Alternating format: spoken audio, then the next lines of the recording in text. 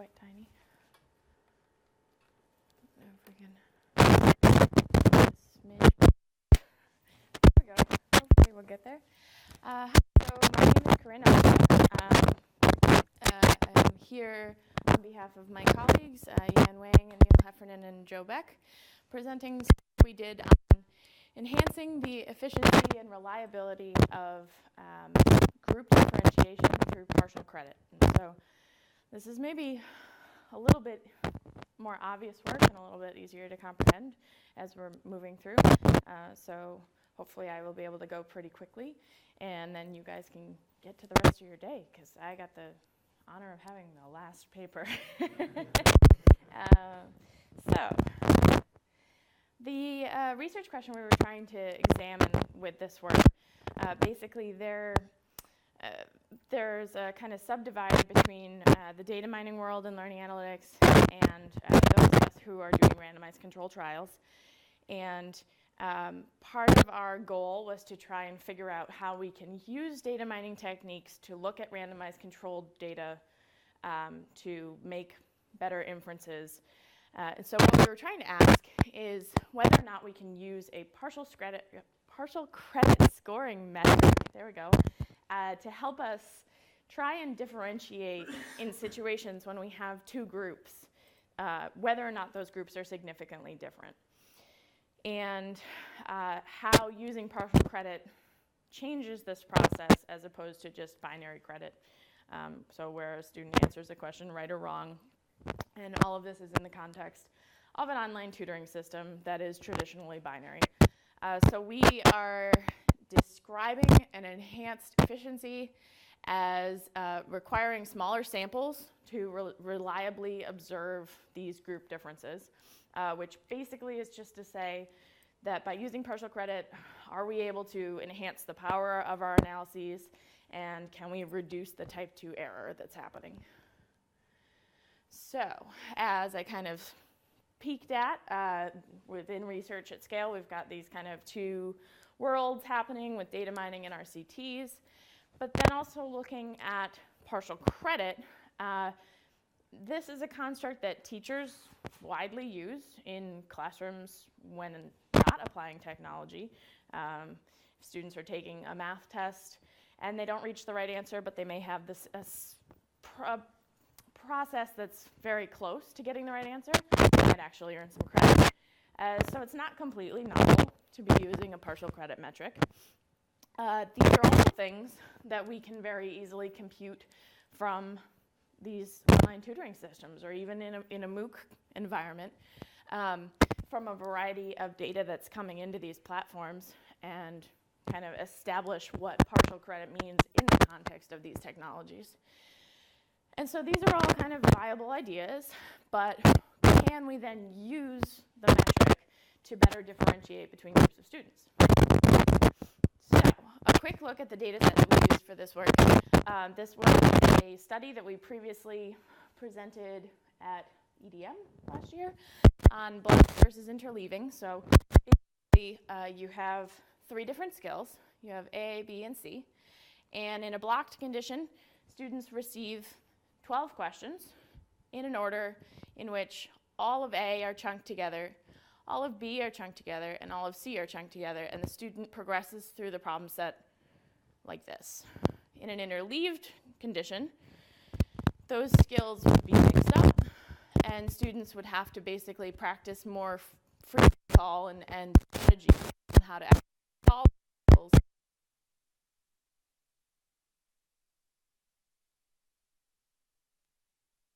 To kind of along. So that was the primary intervention, and that's a really good paper too, if you want to read that one, to find out what our findings were. But basically what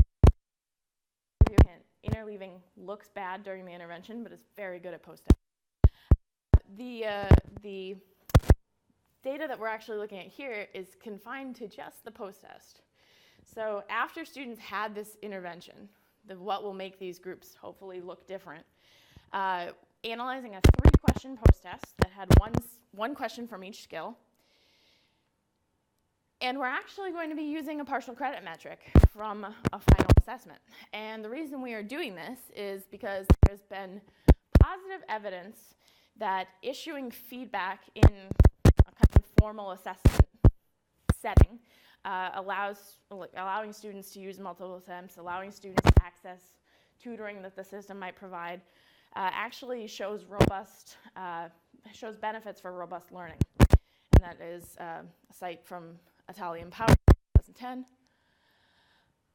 And so we're using this data from this randomized control trial and kind of combining it with some other previous work calculating partial credit within our system that we're using this data from. And that system is Assessments. It's an online tutoring system that is mostly focused on mathematics in the middle school level, and we have about 50,000 users around the world.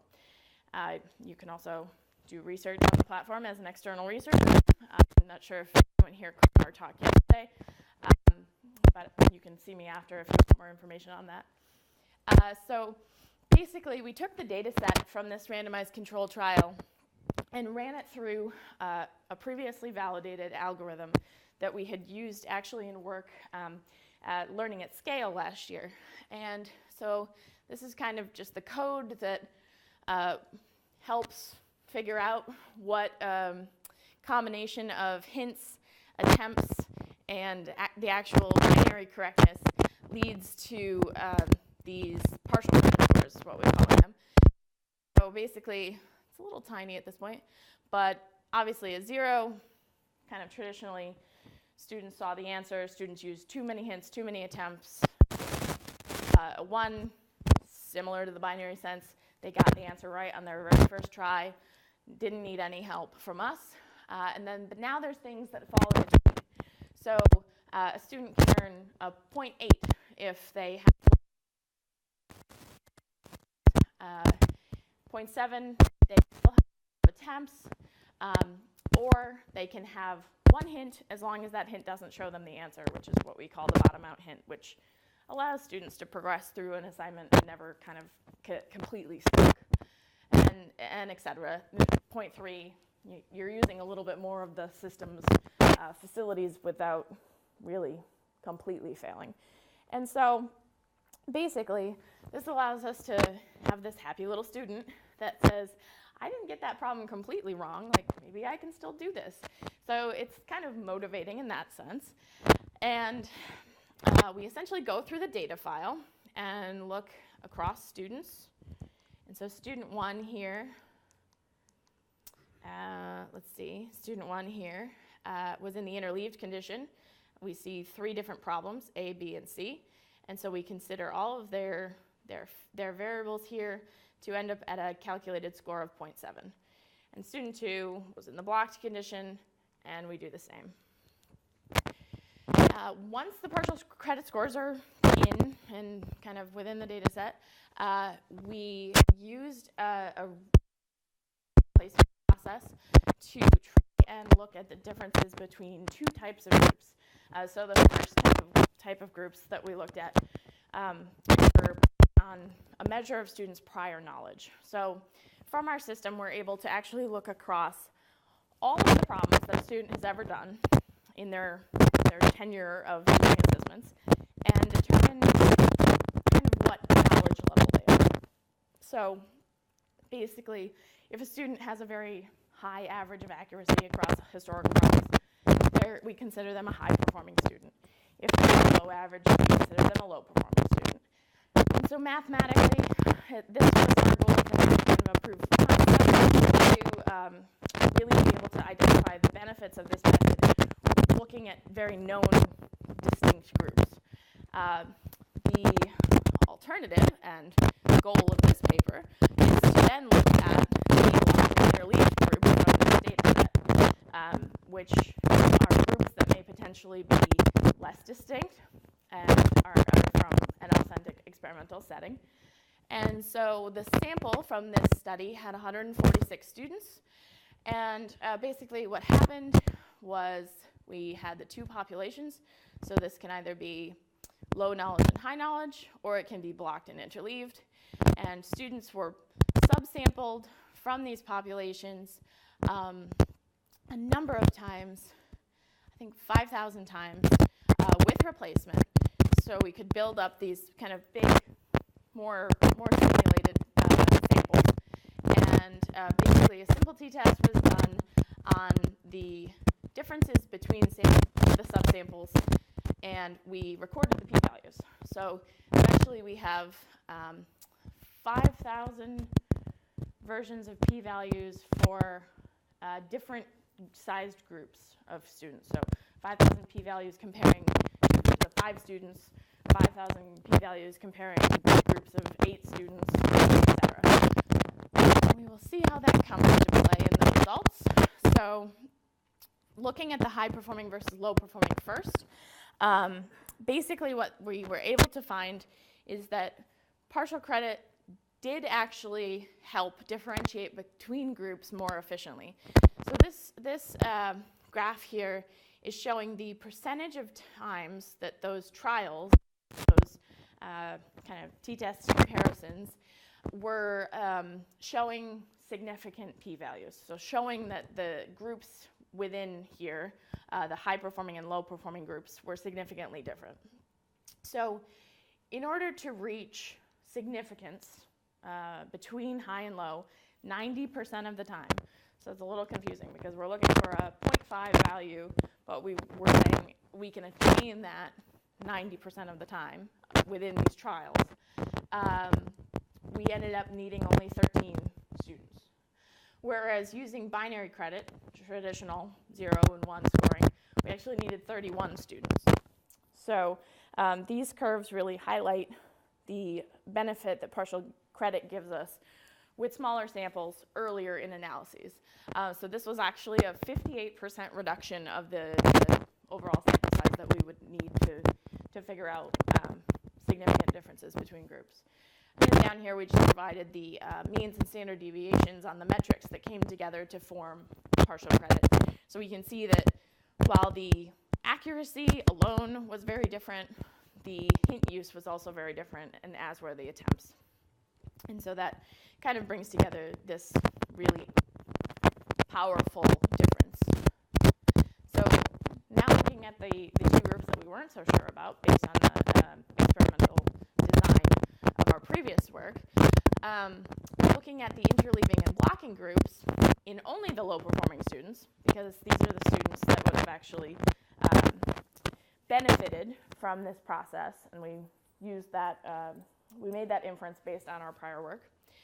So looking at just the low-performing students, we see much less of a benefit for using partial credit, but there is still a slight benefit. So as these graphs are going up, we're seeing that we get to that 90% threshold in which, so 90% of our tests are coming back as showing statistical significance with 175 students versus 192. And so this represents a 9% difference, 9% reduction in the sample size needed. So again, less powerful, but not damaging, not negative. And again, just the means and standard deviations of those values.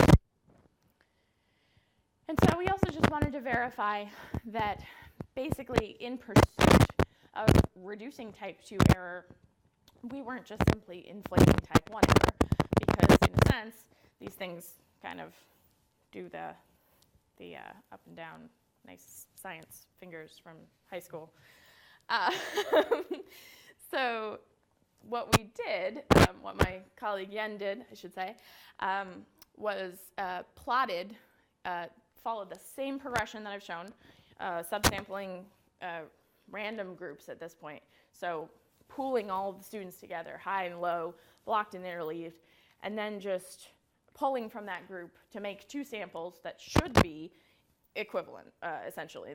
We had no goal of having them have any significant difference. And what she was able to show was that when you're looking at random groups, type 1 error still just kind of hovers as random noise around an alpha of 0.5, which is what we expect and which is ideal. So if we had seen that type 1 error was really inflated by using partial credit, then it would have been a red flag. but so essentially it's pretty easy to look at this metric and say it's a more robust metric. We're getting a lot more data about our students, so of course it's going to help us kind of differentiate between the groups. So it's nice to be able to kind of actually work it out.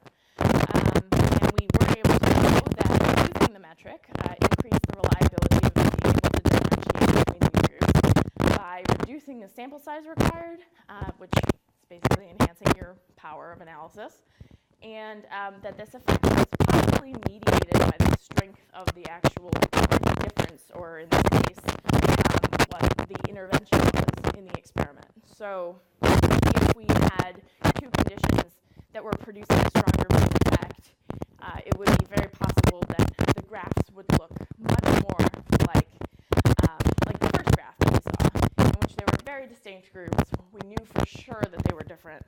I'm drawing the curves, not the curves behind me. But so yeah, and so it almost speaks to the overall strength of the intervention itself as well. So it's an interesting analysis to use when kind of analyzing these big environments. So, applications in future work. I've been saying that it seems pretty obvious, and of course it's always going to work, but there are issues and instances in which it would be mathematically possible for partial credit to not outperform primary credit in this process. Basically, the effects that we see are reducing within group variance and increasing group means. So that's if we had two bell curves on this. If we had these two bell curves, we're kind of squeezing them together, reducing the variance, but we're also then shifting them up slightly. And so with a very skewed data set, there is the possibility that it wouldn't go in the direction we've seen, and that binary credit would outperform partial credit. But we don't seem to see that very often because we've tried to test a few other data sets and scenarios. There's also the potential of looking at overfitting. So we're pulling a lot more data in, and I guess the question would be, when would you stop? So you could kind of just make a partial credit metric that included 25 characteristics of your group. And of course you're going to be able to differentiate between the groups because you're really uniquely saying, this is my group, this is my other group. But then how can you generalize it to other data and other platforms? And so that's kind of a balance that you have to keep. And then it is significant to think about the fact that this data mining work, we're trying to kind of validate a partial credit metric in a system that is delivering binary scoring. So students are answering their math problems, getting them right or wrong, and honestly, getting penalized for using hints and attempts in most cases. So they've kind of been trained that these things are bad. So what's interesting is shortly after this work was written, the assessments implemented partial credit, and now we're hoping to go back and see how behavior changes and how that affects the outcomes once students get more acclimated to being able to make multiple attempts, being able to use the tutoring, what that actually means for the validation of this work, and how that shifts. And then an idea for future work we had was to consider latent group differentiation, so almost trying to challenge the learned versus unlearned feeling and vibe that's kind of the focus of knowledge tracing, for instance. So the major contributions that I'd like you to walk away from my talk with today and go have your tea. Basically, this work was trying to bridge the gap between data mining and randomized controlled trials at scale. We were able to show evidence that partial credit is a valuable scoring procedure. There's really not much of a reason why it shouldn't be used from our perspective. We have and so in that sense, it's a logical accuracy. and then what this is able to kind of figure out the significant outcomes of randomized controlled trials by using partial credit with smaller samples and fewer overall data points, which for normal epidemiology researcher translates to vast reductions in costs and constraints on the way they conduct their research. So use partial credit. And thank you, and if you have questions, let me know.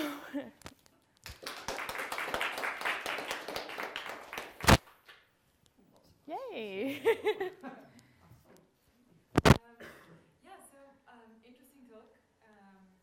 I was wondering, so you're giving a partial credit score that is basically between 0 and 1, and there's some number, and you average over those numbers if you're...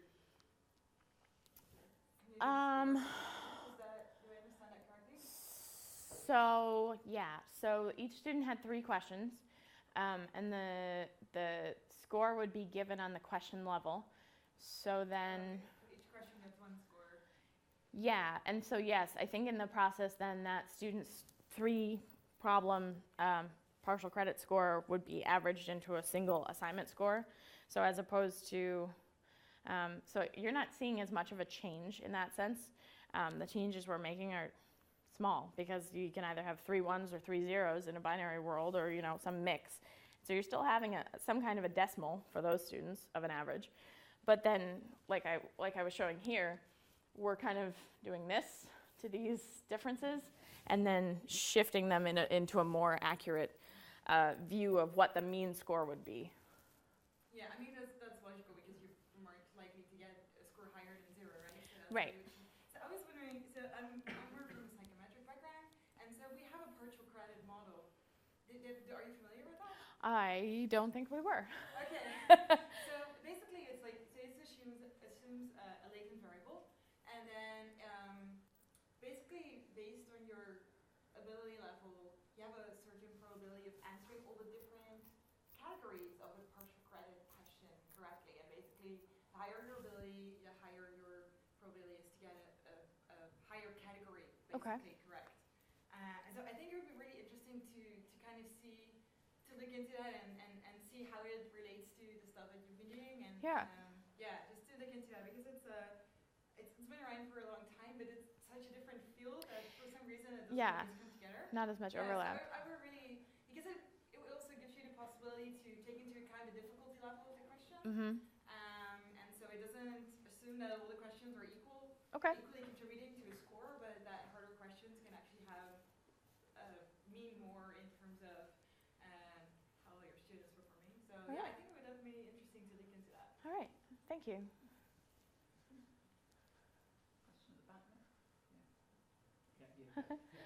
So I'll sort of follow up on that a little bit. And I have a suggestion in how I think you might frame this conversation. So there's 2 things going on, and one of them is trying to get a more precise score, like a more accurate score of the assignment itself. And from a psychometric point of view, score reliability is sort of an existing term for that.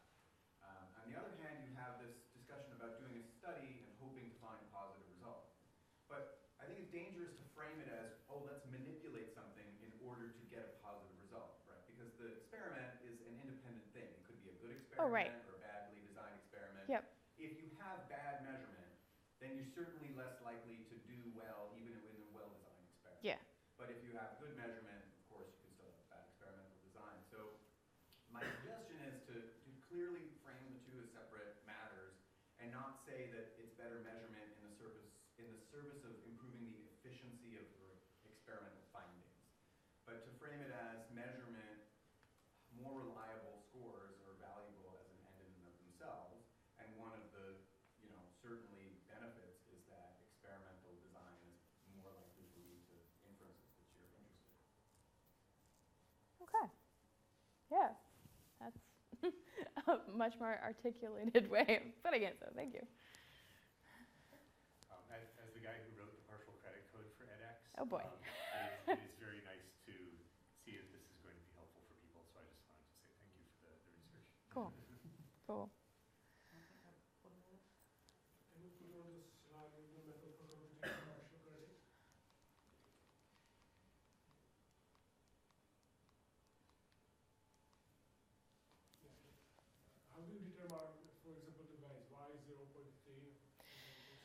That was arbitrary at the time, though. Well, not completely arbitrary. So within our assistance team, we have kind of our domain experts that kind of set up these levels of what partial credit would look like if they were to implement it. So we were kind of in the pre-stages of implementation. And what that would mean for the use of the tutor. So kind of looking across the average usual difficulty of problems, the usual amount of tutoring that kids are using, the usual amount of attempts that they're making, and kind of backwards generating these categories. But your explanation of 0 and 0.3 are the same. You can get 0.3 for seeing the answer first. Oh, that's probably me doing a typo. Yeah. So basically 3 here. Sorry about that.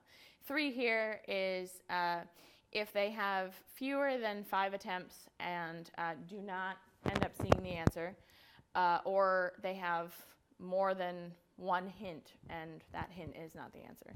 So it's a kind of attempt and hint based. I mean, it seems like this is a question how to construct this partial credit, because that for example, you are not using response times, and it seems to me that Yeah. you use response time for partial credit also. So we've seen a couple of things. So this was a paper that we wrote last year, and then we also had a paper that tried to do basically a grid search. If you were to look incrementally across hints and attempts, and all possible penalizations from 0 to 1, I think incremented by 0.02. It was really fine-grained.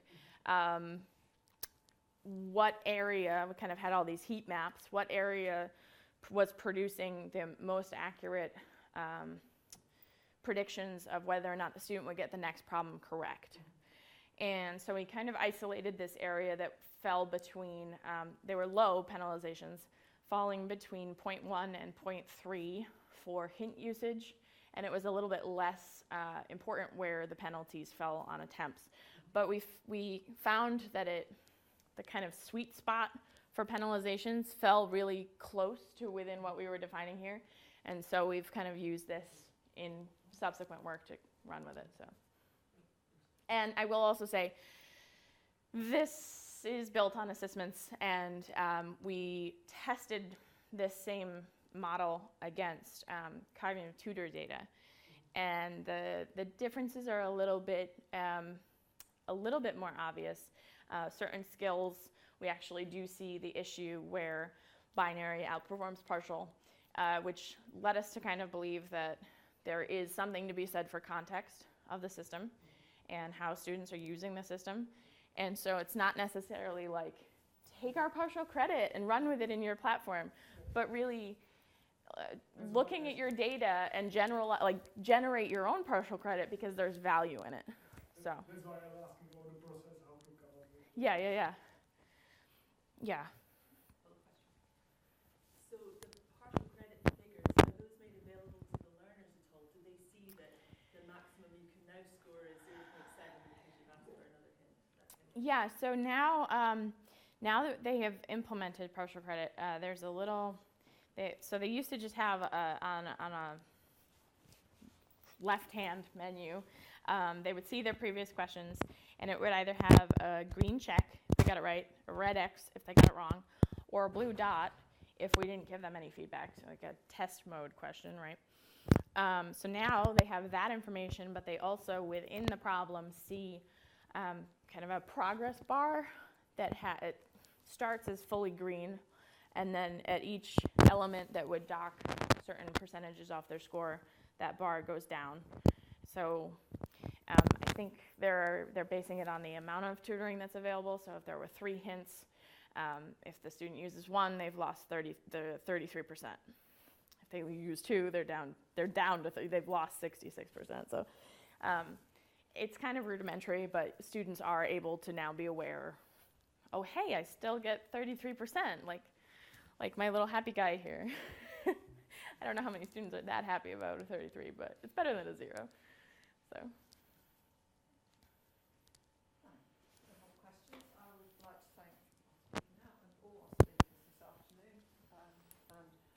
very much for taking the last slot, because that is a horrible slot to be assigned. That's fine. So extra special kudos for that.